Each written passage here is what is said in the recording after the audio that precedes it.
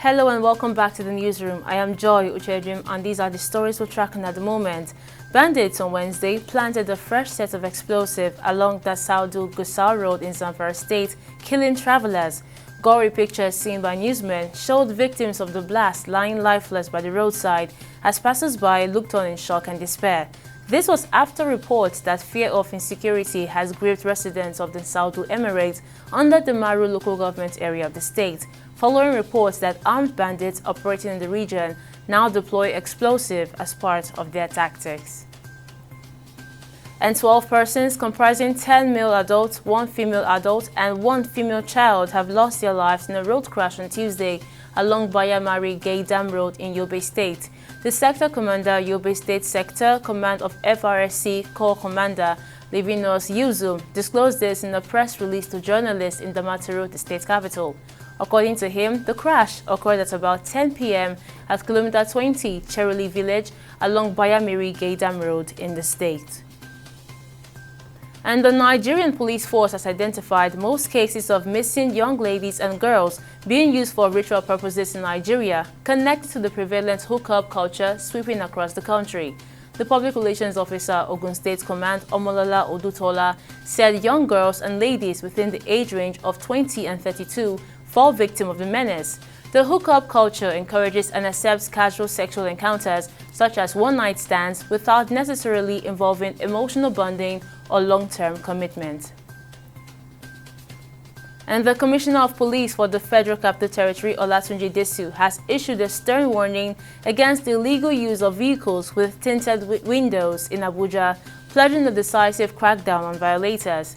Speaking at a news conference in Abuja, Disu explained that the enforcement of laws on tinted glasses aims to curb the rising cases of one-chance operators who pose as commercial cab drivers to abduct unsuspecting residents.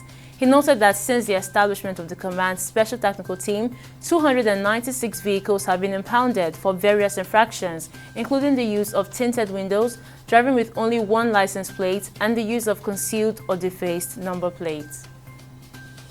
And on business, the Central Bank of Nigeria, CBN, has provided designated contacts for bank customers to report difficulties experienced with withdrawing cash over the counter or at automated teller machines, ATMs. On November 29th, Olayemi Cardoso, Governor of CBN, urged bank customers to report any withdrawal challenges via designated numbers.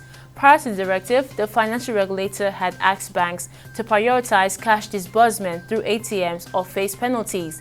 But in a circular on Tuesday, jointly signed by Sulaja Olayemi, its Acting Director of Currency Operations, and Issa Olatimu Aisha, its Acting Director of Branch Operations, CBN provided designated lines to help address customers' challenges. And on the foreign scene, the UN has appealed on Wednesday for more than $47 billion to deliver vital aid next year, warning surging conflicts and the climate crisis would leave hundreds of millions of people in need. With brutal conflicts spiraling in places like Gaza, Sudan, and Ukraine, and as climate change and extreme weather take an even heavier toll, the UN estimated that 305 million people globally will need some form of emergency assistance next year. Launching the Global Humanitarian Overview, Fletcher acknowledged that the UN and its partners will not be able to reach out to all of those in need. And finally, on sports, Wilfred Ndidi got a very good rating as Leicester City defeated West Ham United 3-1 in Ruud van Nistelrooy's first game as manager.